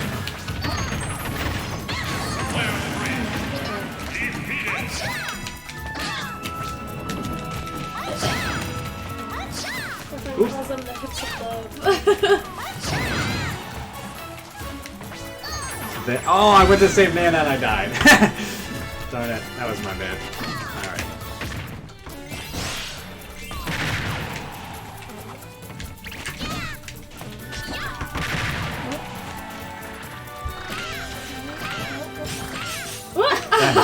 Well, you hit me. Yeah. I'll just go for it.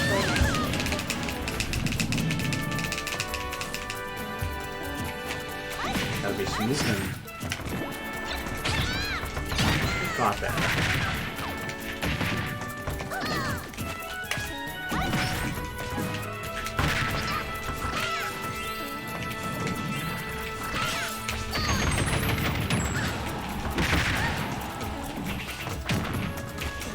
Nana! Away from my wife.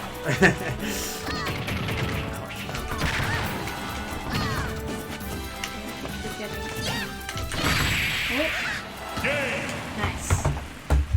Alright, it's 5 o'clock. Sounds good. That is Super Smash Bros. Ultimate. A very quick cursory glance at what competitive play looks like.